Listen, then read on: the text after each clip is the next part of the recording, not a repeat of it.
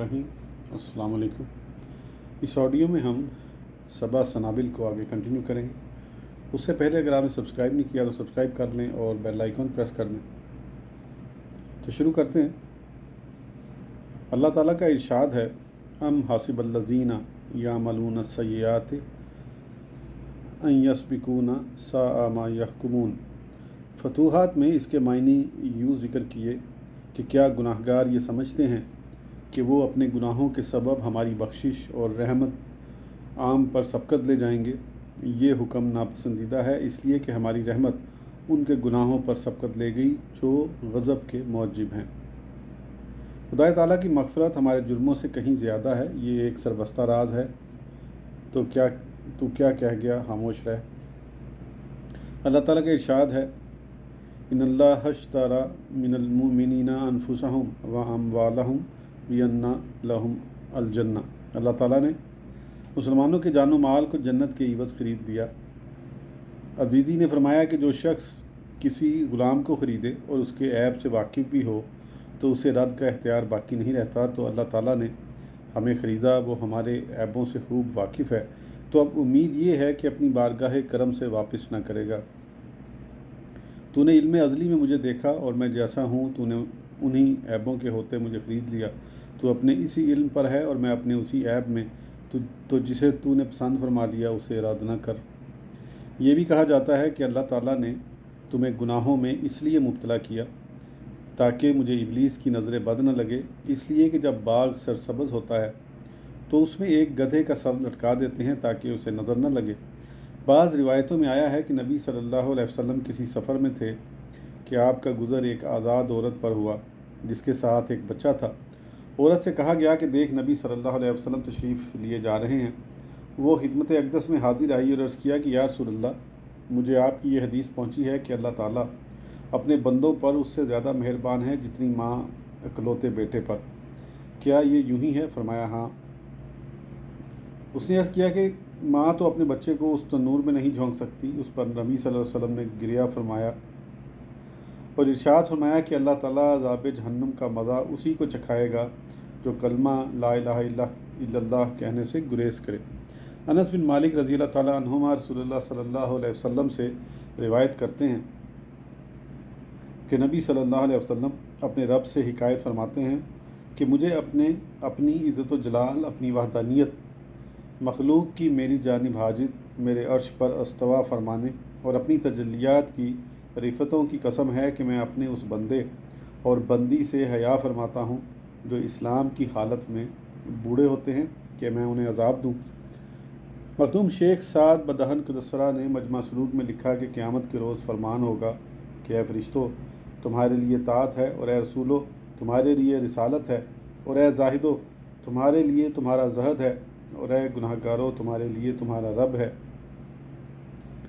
मखदूम शेख क़यामुद्दीन कुदसरा ने फरमाया, मैं अगर मुफस्सद हूँ तो ये उसी की क़ज़ा है, और अगर मसले हूँ तो ये भी उसी के हुक्म से है। वो मेरा सब कुछ है और मैं उसकी मिल्क। तू कह कि तू दरमियान में कौन है। ए दोस्त महमूद अय्यास से कहता है कि अगर तू गुनाह न करेगा तो तेरे वजूद की खाक इज़्ज़त के दामन से ऐसे झाड़ दूँगा कि उसकी बू भी तेरे मशाम रूह तक न पहुँचे। अब क्या कहते हो इस मौके पर? अगर अय्यास गुनाह नहीं करता तो अय्यास के सर पर दूसरा गुनाह टूटता है। तो जब तक महमूद का मकसूद पूरा ना हो, अय्यास का गुनाह ना करना कुफ्र है और फरमाबरदारी इबादत। जो लोग कमाल मार्फत तक पहुँच चुके हैं वो जानते हैं कि ये गुनाह क्या है और कुफ्र क्या। खौफ व उम्मीद के सुम्बले को हम यहीं पर ख़त्म करते और फ़हम रिसा के मुताबिक हक़ाइक़ और मायनी में गोता लगाते हैं। खौफ व रिजा मौजें मारने वाले दो समंदर हैं जो मायनी व हक़ाइक़ के मोतियों से भरे हुए हैं। तो इन दोनों समुद्रों में गोता मारने से बहुत से मोती और कीमती मरजान हासिल कर सकता है। छठा जुमला हक़ाइक़ वहदत और आसार मोहब्बत व मारफत के ज़हूर में अल्लाह ताला इरशाद फरमाता है, इन्नल्लज़ीना क़ालू रब्बुनल्लाहु सुम्मा इस्तक़ामू, वो जिन्होंने कहा कि हमारा रब अल्लाह है और फिर उस पर कायम रहे। बहरुल हक़ाइक़ में है कि ये वो लोग हैं जिन्होंने इस्तकामत इख्तियार की, यूँ कि आज़ा को शरीयत के अरकान का पाबंद रखा, नफूस को तरीक़त के आदाब सिखाए, क़लूब को ताल्लुकात से साफ़ सुथरा रखा, ارواح کو تجلیات انوار صفات سے جگمگایا، سر کو محض توحید سے منور کیا اور خفی کو غیر حق سے فنا اور حق سے بقا پر قائم رکھا۔ صاحب کشف الاسرار نے فرمایا کہ ربنا اللہ توحید اقراری کا بیان ہے اور ثم استقاموا توحید معرفت کی جانب اشارہ ہے۔ توحید اقراری یہ ہے کہ تو اللہ کو یکتا کہے، اور توحید معرفت یہ ہے کہ تو اسے یکتا مانے، یعنی ہر جانب سے تو اس کی وحدت کا دیکھنے والا ہو جا اور یقین رکھ کہ اس عالم وحدت میں کوئی جہت نہیں، یہاں نہ جہت کی گنجائش ہے اور نہ صفت کی، نہ یہاں غور و فکر ہے نہ بیان و معرفت۔ اسرار وحدت کی آگ بلند ہوتی اور ما سوا اللہ جو سامنے آیا اسے جلا دیتی ہے۔ جاننا چاہیے کہ اللہ تعالیٰ واحد حقیقی ہے، نہ کہ واحد عددی، اس لیے کہ واحد عددی جزئیت اور بعضیت کے قابل ہے، اور واحد حقیقی بعضیت اور جزنیت سے منزہ اور مبرہ۔ پھر واحد عددی کو تمام عددوں سے ایک نسبت ہے، جیسے 2 کا آدھا، 3 کا تہائی اور 4 کا چوتھائی۔ غرض کسی تعین کے بغیر ہم جو عدد بھی فرض کریں، واحد عددی اس کے افراد میں سے ایک فرد ہوگا، لہذا اسے تمام عددوں سے نسبت حاصل ہے، جبکہ واحد حقیقی کو اعداد و شمار سے کوئی نسبت نہیں۔ پھر واحد عددی تمام عددوں میں سرایت کیے ہوئے ہے، مثلا تم 1 کا 2 مرتبہ اعتبار کرو تو وہ 2 ہو جاتا ہے، 3 یا 4 مرتبہ شمار کرو تو 3 یا 4 ہو جاتا ہے۔ اسی طرح تم تکرار میں جس مرتبے کا اعتبار کرو گے نیا عدد ظاہر ہوتا رہے گا، لہذا واحد عددی تمام عددوں میں ساری ہے، اور واحد حقیقی ان تمام نسبتوں سے منزہ و مقدس ہے۔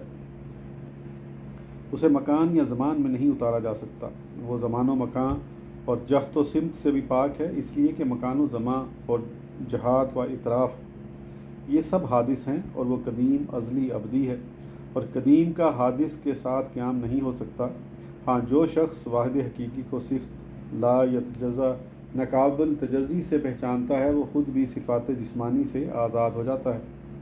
اگر واحد حقیقی جل جلالہ اس وصف کے ساتھ موحد پر تجلی کرے تو اس تجلی کے اثرات سے موحد بسیط اللذات کی طرح ہو جائے گا۔ مرکب جب ایک بسیط شے کی مانند ہو جائے تو اس کے اجزاء کا فعل اور ان میں امتیاز باقی نہیں رہتا، وہ بسیط اللذات کی طرح ہو جاتا ہے، اور ایواں کے مابین ایک واسطہ بن جاتا ہے۔ وہ واسطہ نہیں جو ترکیب اجزاء سے وجود پائے، اس لیے کہ روح جسمیت کے وصف سے بری ہے۔ اگر واحد حقیقی اس حیثیت سے کہ اسے عادات سے کوئی نسبت نہیں موحد پر تجلی ڈالے تو موحد اس تجلی کے اثرات سے مجازی کثرتوں کے عادات کو واحد حقیقی میں گم کر دیتا ہے، اور اس حال میں اگر اس سے کثرتوں کے عادات کا سوال کیا جائے تو وہ وحدت ہی سے جواب دیتا ہے۔ ہم نے بہت مرتبہ تمام عادات کو گنا، انہیں ایک ہی میں گم پایا، اور جب سب ایک ہیں تو ہم کس گنتی میں ہیں؟ اور اگر واحد حقیقی اس وصف کے ساتھ کہ اس کے لیے عددوں میں سرایت نہیں موحد پر تجلی فرمائے تو موحد اس تجلی کے آثار کے باعث تناسخ کے توہم سے رہائی پا جائے، اور غیر مقرر تجلیات کو تناسخ سے صاف ممتاز سمجھ لے، اور جان جائے کہ یہ معنوی حیثیت سے تناسخ نہیں بلکہ در حقیقت عین تجلی کے بکثرت ظہور ہیں، اور کہ واحد حقیقی اس جہت سے کہ وہ مکان سے پاک و منزہ ہے موحد پر تجلی ڈالے تو موحد اس تجلی کے آثار کے باعث پانی میں چلا جائے اور تر نہ ہو، آگ میں چلا جائے اور نہ جلے، دیوار سے ایسے نکل آئے جیسے کہ دروازے سے، اور اسے ہوا میں پالتی مار کر بیٹھنا آسان ہو جائے۔ عیسیٰ علیہ السلام چوتھے آسمان پر ہیں اور فرشتے ہر آسمان پر، اور تمام آسمان جیسا کہ کہا جاتا ہے گردش میں ہیں اور الٹتے پلٹتے ہیں۔ بس کیا عیسیٰ علیہ السلام اور فرشتے بھی کہ آسمانوں پر ہے ان کے ساتھ گردش کرتے اور زیر و زبر ہو جاتے ہیں؟ نہیں، بلکہ وہ اپنی جگہ ہیں اور انہیں آسمانوں کی گردش سے کچھ مس نہیں، نیز تمام علوی اور سفلی مقامات اس کے سامنے ایک نقطہ ہو جاتے ہیں۔ اور یہ کہ واحد حقیقی زمان سے منزہ اور پاک صاف ہے، اگر وہ اس صفت کے ساتھ موحد پر تجلی ڈالے تو موحد اس تجلی کے آثار کے سبب ان واقعات کو جو روز میثاق میں گزر چکے اور وہ احوال جو زمانہ آئندہ اور قیامت میں ظہور پذیر ہوں گے، وہ سب اس کے علم میں سما جاتے ہیں اور اسے ازل و ابد پیوستہ نظر آتے ہیں۔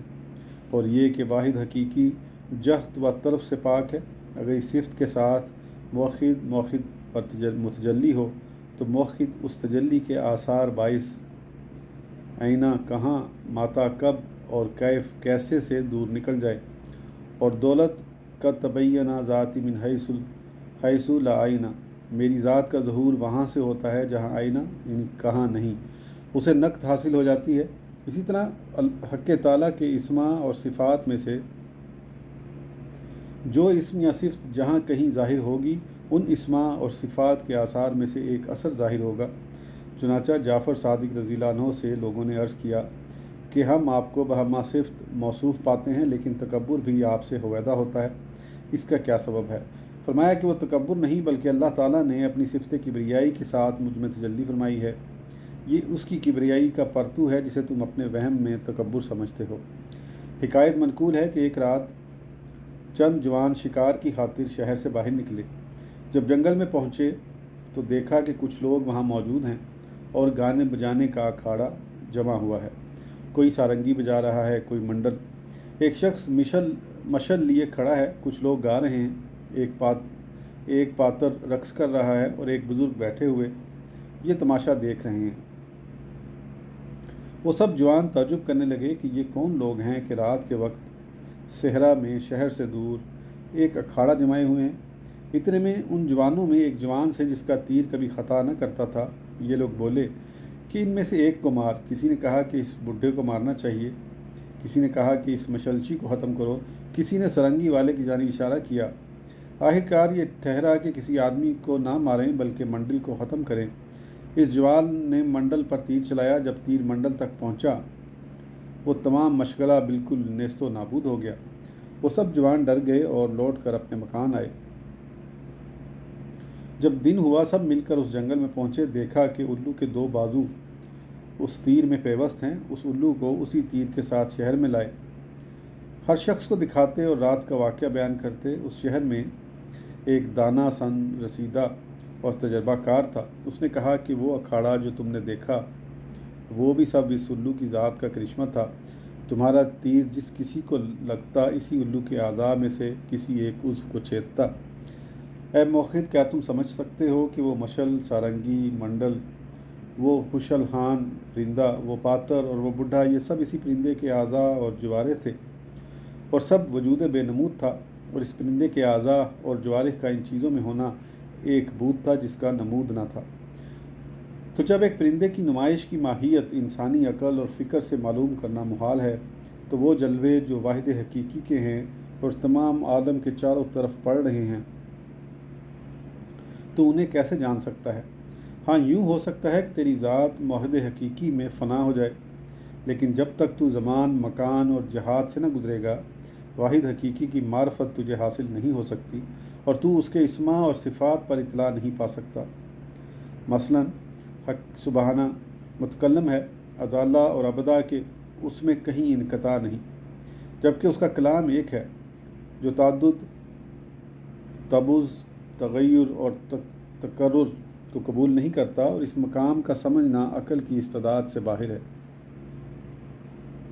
رہی یہ بات کہ اللہ تعالیٰ نے 114 کتابیں انبیاء علیہم الصلاۃ پر کیوں نازل فرمائیں، ایک بھی کافی تھی، اور یہ کہ اللہ تعالیٰ نے موسیٰ علیہ السلام کی پیدائش اور کوہ طور کے وجود سے پہلے حضرت موسیٰ علیہ السلام سے یہ کیوں فرمایا کہ اپنی نالین اتار لو کہ تم ایک پاک میدان طبع میں ہو، اور آپ نے یہ کلام عبرانی زبان میں کیوں سنا؟ اسی طرح عیسیٰ علیہ السلام کے وجود بغیر ان سے کیسے سخن فرمایا، اور انہوں نے سریانی میں کیوں کر سنا، اور مصطفیٰ صلی اللہ علیہ وسلم کی پیدائش سے پیشتر ان سے کیسے کلام کیا، اور آپ نے اسے عربی میں کیسے سنا؟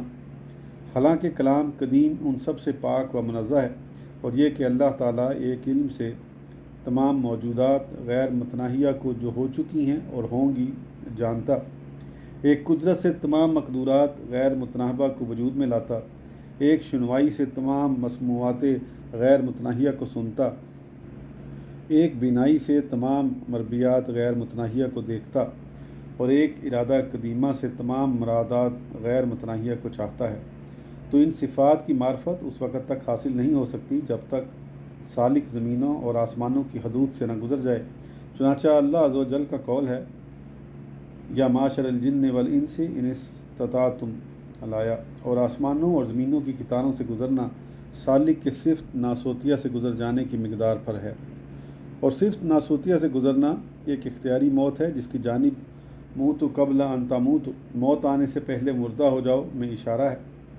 اور سالک جب صفت ناسوتیہ سے گزر جاتا ہے تو زمان و مکان کی وسعتیں اس کے روبرو و کوتاہ ہو جاتی ہیں، اور کبھی ان کی کوتاہی دراز ہو جاتی ہے، اس کی مثال کہ زمان کی وسعت کوتاہ ہو جاتی ہے۔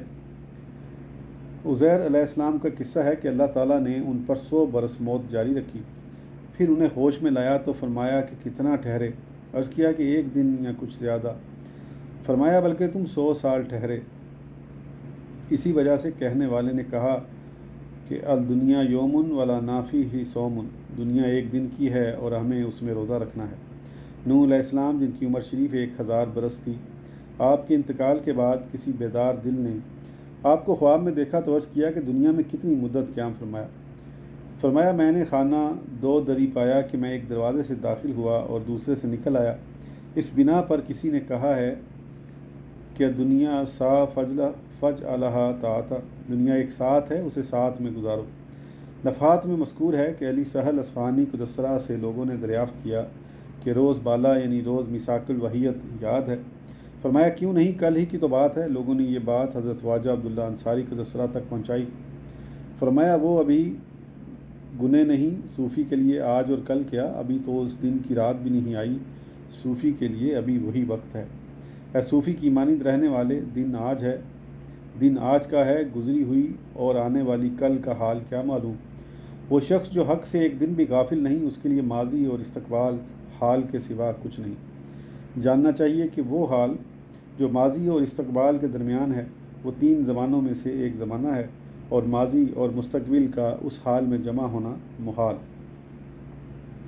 اور وہ حال جس میں ماضی و مستقبل حاضر رہتے ہیں وہ ان تینوں زمانوں کے ماورا ایک حالت ہے، اور اس کی مثال کے زمانے کی کوتاہی دراز ہو جاتی ہے۔ ابو الحسن خرقانی کو دسرا کا واقعہ ہے کہ آپ نے فرمایا کہ ایک رات ہم سے لے لیا گیا، تمام بڑے بڑے واردات ہم پر گزر گئے، اور جب ہم کو آپے میں لوٹا دیا تو ہمارا چہرہ اور بال وضو کے پانی سے ہنوز تر تھے۔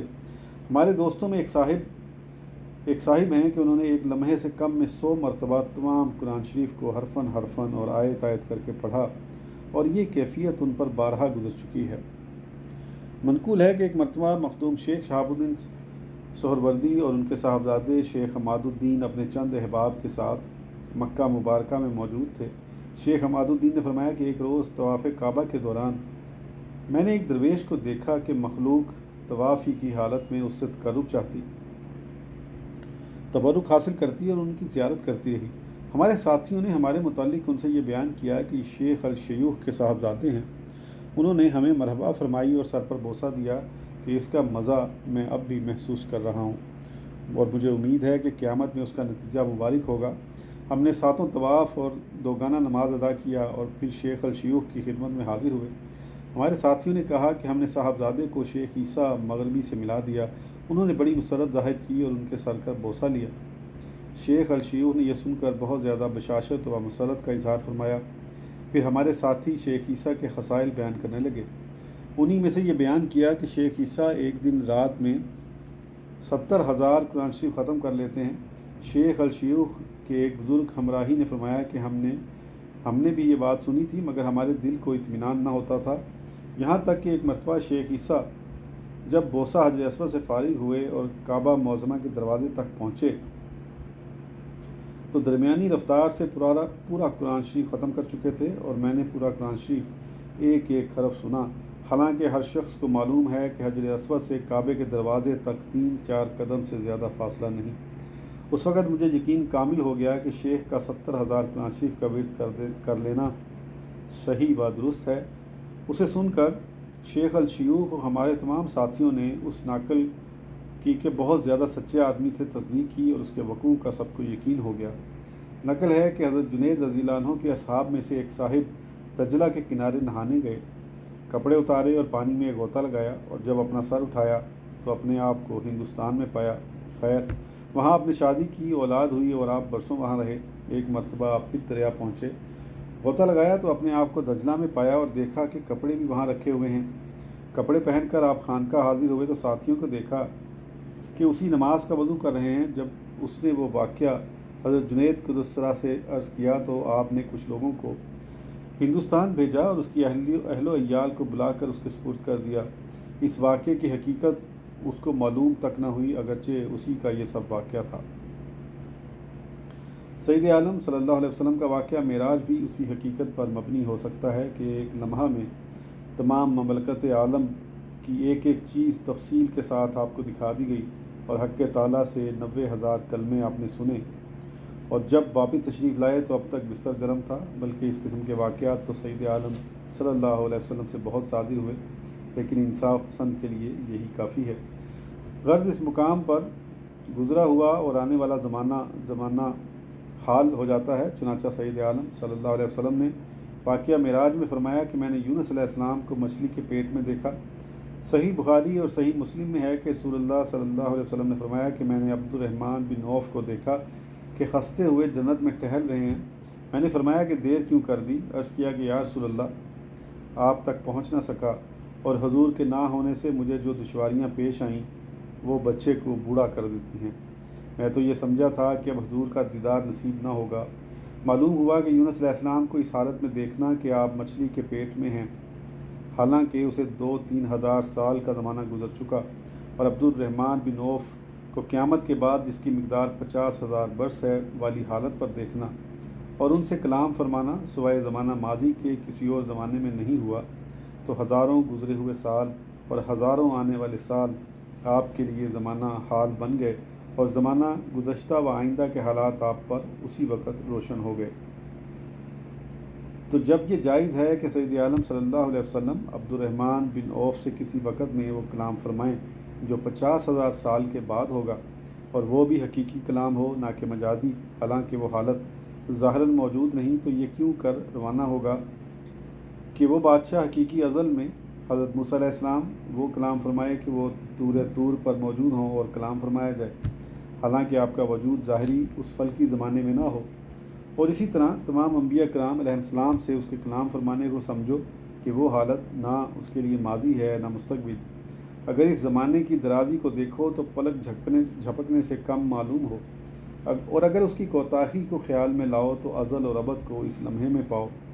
اس زمانے کے لیے گزرنا اور آنا نہیں ہے، اور نہ اس میں تعدد، تجدد اور تبغض کا کوئی دخل ہے۔ آج کی آڈیو کے لیے اتنا ہی، پھر انشاءاللہ اگلی آڈیو میں آگے کنٹینیو کریں گے۔ اس وقت تک کے لیے اجازت دیجیے، سبسکرائب کرنا نہ بھولیں۔ اللہ حافظ۔